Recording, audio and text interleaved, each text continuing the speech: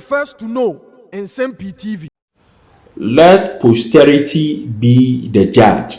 Suban et singing sing untimi fancy utchumutaya ebepi. Going into the election year, nkophobia ashase se omo kanokre no kre no ashase se eda edi. Ana NDC for bebre commentators edi omho ate nimkwase akwaba ena eden EP na asem na ye ka ho asem 2012 and former President John Dramani Mahama awarded 46.6 kilometer road, Eastern Corridor Road project. A the sideline Ghanaian contractors, road contractors. A scene chain at the command Burkina Bay road contractor Usmano Kanazue said on yes Aquino. April 2016, or yes Aquino Kwako Commission. And a former president John Dramani Mahama Sansu di Ghanaian contractors who fell said Omumba no mumbe she sanye ya kwan. Na Usmanu Kanazue Aquina Wayan is one of the best high quality roads who wana brabo. And a Manasseh Azure say ding kwan ben kran ye trio bisika so mbeye. Why ya President Nsem-Pii so Edi Ghana for contractors, road contractors who fell.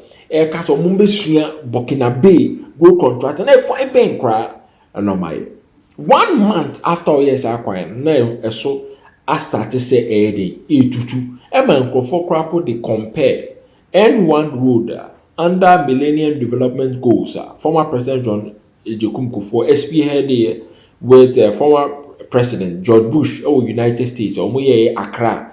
At my highway heavy trucks for years sa kwan ni entutu ye tlene na ekwan ye so 1 month pe former president John Dramani Mahama di Ghana for road contractors atem eso iron etutu na Manasseh Azure say ene this weekend ya o decided say okwa kofa sa kwan no so na no hu eduru no yenkwohwe right up or the ho regarding the Eastern Corridor Road. Near share the background and history of it. Say na Nsem-Pii na former President John Dramani Mahama kan fa Kanazue won. Wakoje bribe.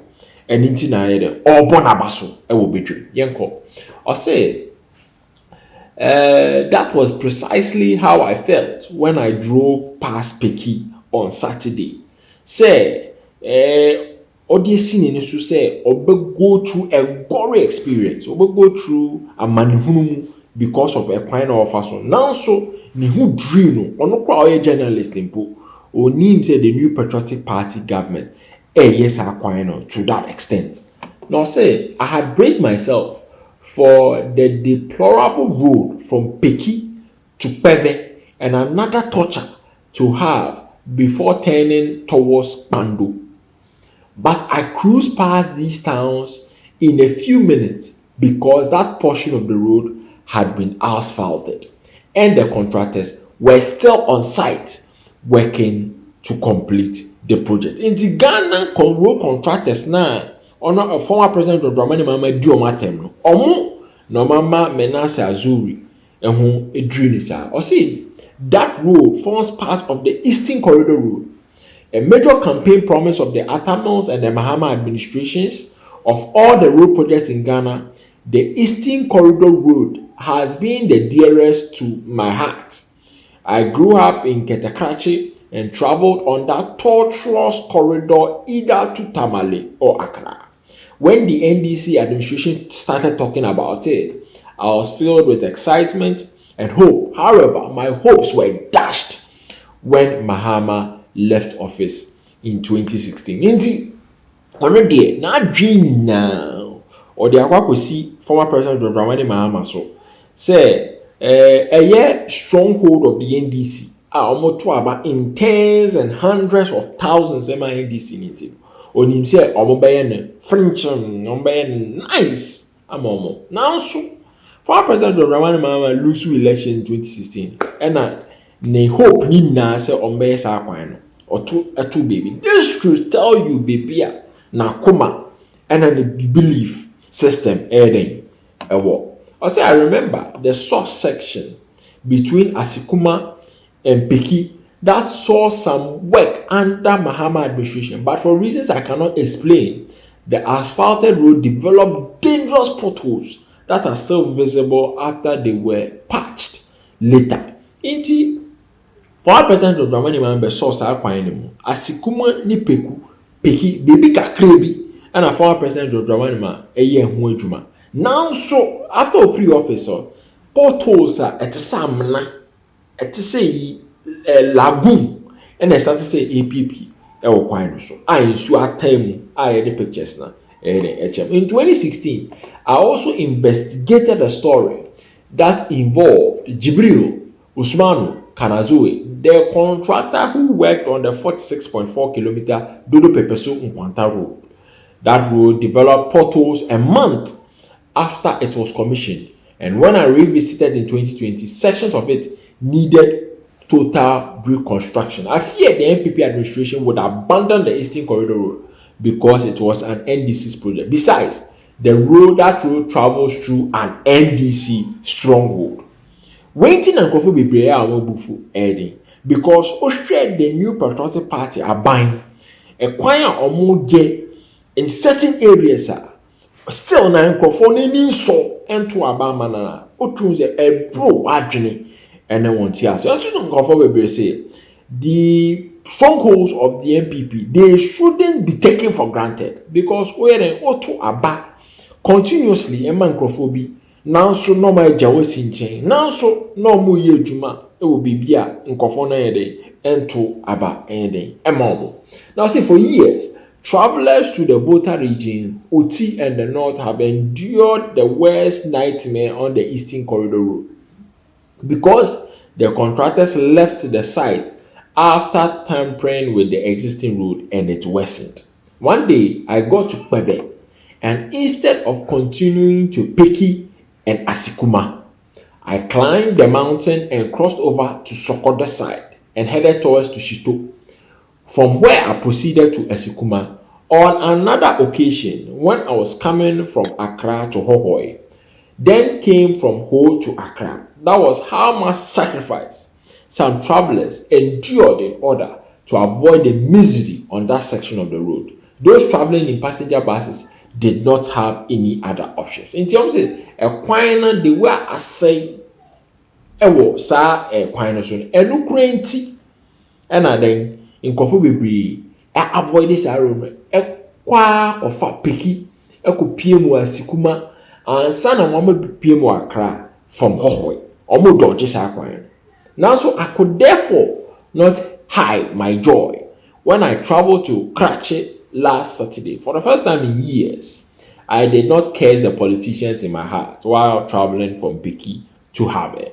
It was one of those moments I felt Akufo-Addo government deserved some plaudits. I even started to believe in a year of roads mantra when some people who have traveled further north said many portions of the Eastern Corridor Road from Hohoi towards Jasikai, Kajebi, Nkwanta, and beyond have seen serious attention from Akufo-Addo's administration. I'm aware that this is the season of politics. You don't write anything without keyboard warriors attacking.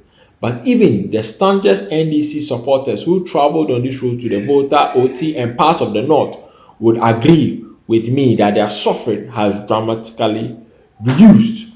Those who still endure the deplorable sections while entering Hohoi from Accra and proceeding from Hohoi to Central Kofi will understand what it means when a major road receives significant attention. Indeed, Manasseh Azure and was started from Honorable Peter Amewu constituency. Say, a Juma Honorable Peter Amewu, His Excellency Nana-Addo Dankwa Akufo-Addo, and then the road ministers, Omo Yeno, and no who a strong NDC member, crapper, or who Ebedru. This goes to show corruption, and whom insurance so a buy, say, mo vote, a check. Emma the NDC. Onko ye kwaina no de kwakoje 100,000 Ghana Ford Expedition car. Na owaye kwaina truck 1 month na avede ade. Asiye asate say etutu. Enti no wonder say Hohoy is seeing massive numbers trooping to vote for the new patriotic party. Manasseh Azure and Sanso the voice account. We a second writer about try. Ede amwashishie about NDC ne 4% of Dramani Mahama supporters from the massive development also in Volta region following Eastern Corridor Road project saga scandal the former president John Dramani Mahama enim gwasie ede about Ghanaian road contractors nanso omato aba etiane ekote godon asare bidi akon ena dewru omunsem onu tudwa efa further expose ansa na yebetie no yenhwe ekwan na Manasseh Azure eka ho asem latest ne enfa compare images and etwegu under former president John Dramani Mahama.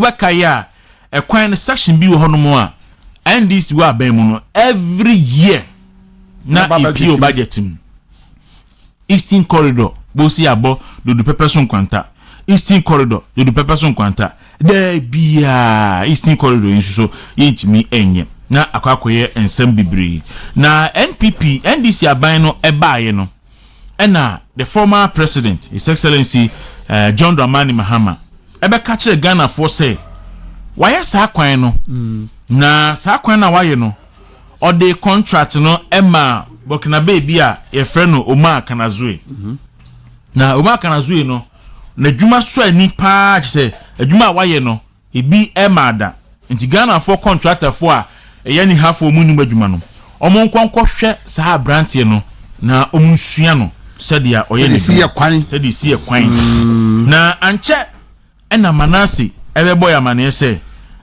Sajo Mahama basketball de ba branch nyina nye bibia waje adamudie waje bribe e de free sa contractor no wo na odika man contract about $650 million $650,000 say onko to work keke enfa Ghana ye high commissioner say embassy ye wo Burkina Faso no ho nti ode man wie no anche eno sign de $82 million Ghana cedis contract so edman say onkoye kwan na saa kwan na onkonkoye no na eche say ekwan no mu ye nyina no na etutu omu ye nyina na ekwan na ye den na etutu omu ye nyina na ekwan no etutu na Manasseh na akofa sa akopaja sa asemidia den ede aba eno che say otu kwa fa kwan saa kwan no so na okono na wabone yamuduku say okofa kwan bone so because nim otimpotem ho no fada bia ntonim se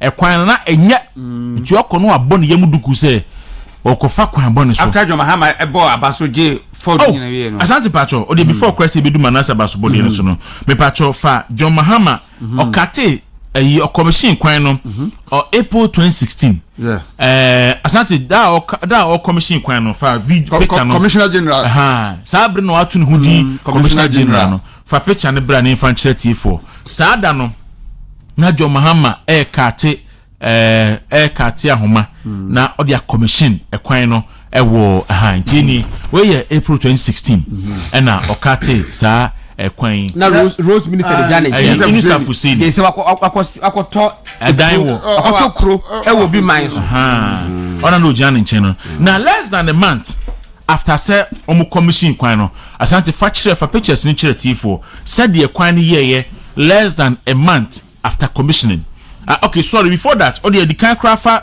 Mahama video no da all commission kwan no asemo a okafa asa contractor no fa video ne bra na ye monetifo entie da all commission kwan no asemo a okafa sa ayi Burkina Bay contractor na oji ademudie won ho no bosa video no mame na atiefo etie nyina entie na mhu se enye ne ye ka bibi de ahyena no nti sa video no ewum na odi godon na odi contractor ne ho adanse se oye the best contractor a o mayimu akwan a o maye pa esombo eno no nti Ghana contractor for nye den omonhwe contractor no na omunsuano said ya osi eye na adwuma said you see eye na adwuma nti so na kan bi wase mo hwemi suano said mo hwe Kristo suano nti wase say ya hwe kanazue suano nti after commissioning no dana o kasa no na ode ensem no tudwa so me pese asante di video no eba ansakra na ya to aso Inusafuseni na ejina ne nche no na Dubai landlord nti Inusafuseni na ojina ne nche no okay so ya ma we say ya no ya me ko to ada wo mienu ka bom de ko to ada Dubai no nti Ghana report for a comprehensive report the eba ananja ade wo yina kamu ana okay mami mo sound no hana etie phone chi okay so say na the mama kan eda or commission kwan no Manasseh Umaru Kanazue Contractors Limited of Burkina Faso for the very high quality of work they have done on this stretch of road.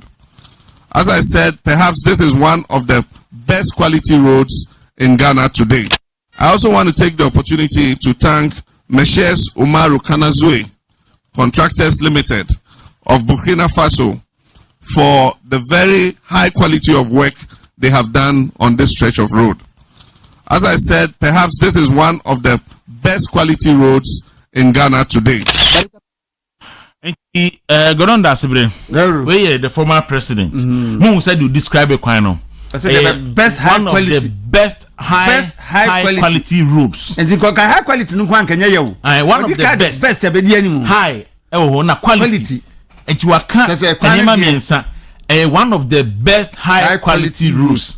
Asante mensa mami sambo sa video to thank I also want to take the opportunity to thank Manasseh Umaru Kanazue Contractors Limited of Burkina Faso for the very high quality of work they have done on this stretch of road. As I said, perhaps this is one of the best quality roads in Ghana today. Okay. Enti Asante Afe 1 month after the commissioning, less than a month after the commissioning, pacho for pictures na yehu said ya na ekwan no ekwaku kwan na Jomahama akogina ho aba pacho ni we Ghana report for any kotwa sa ayi nyina e dia betche atifo nti ekwan na sei ekwan na yese na Jomahama ye high quality road no best high quality road no any less than a month after say a commission kwan no home pictures and Jomahama pa wa my bro home pictures and na ye dey home pictures na ye dey HME home pictures nti say na kwan na ye na 2016 into your commission no April 2016 nti by May na kwan na ye say Rollins sunyan Kumasi sunyan kwan oye no 1981 kura no still aye papa sin odi akwa no etua 82 million Ghana cedis. In fact now the be na sika we be 820 million Ghana cedis and etua no sabre no kwan ni asante there's a picture of motorcade akoka e was Eastern Corridor kwan so na fa sa picture no ebra ne mfankyere atifo na yehu anwadwuma Kufuado ene na ban eye enti we ye 2018 after Sergio Mahama ye wie no after Sergio Mahama eso wa ye kwan na wie describing say one of the best high quality roads no in 2018 mampani Kufuado efa sa kwan no so na ensu ato motorcade ni convoy no ekokai ekofat team emenkrofo twa video pictures e de beto abonte say na mampani Kufuado na akoka ene bidi ni but the point is that do pepper so enkwanta peki peve ekwan no kwan a na NDC for e de ahye budget mu every year omatwetwe ho sika si yaye enti Manasseh say so weekend ya okofa kwan no so no ne wa boni yam duku say ekwan na okofa so ni ekwan ni nye ne ka class driver pasema Monso mudukumu yo na me be kompi entina Manasseh abon ya muduku se obe kompi afedie ose onam afe odu peki peve ekwan so a ye Papa ɛdeɛ na asie asante nti fa kwan ne brɛ sɛ ɛdeɛ ɛna asie patro ɛna da so yi mana wei video wei ɛyɛ Manasseh Awuni Azure Awuni a ɔyɛ ne ɔne 4th Estate for ɛna yɛ adwuma nti afɔ ɔso du hɔ no na awosen egu no na ɔse ɔsrɛ psychologist for say odom ɔmo ma no the right term a yɛde define obi a wo expect a traumatic situation bi a obɛkɔ akoto mu no na fe de obi a ayɛ no sanka obi a wo kɔ sɛ wo hwɛ eya obi sɛ wo kɔ fam afa odu hɔ no mo a na anigye na abai entina ontimi ntena sɛ ɛso twa video na ɔde bɛkyerɛ tiefo nyinaa sɛ papa de na asie tina asie ni a ekwan a John Dramani Mahama nom agi hu sika na omudiye na oje ho bribe $100,000 seka na $100,000 mi wa $100,000 oje ho bribe in fact you see on record said the former president John Dramani Mahama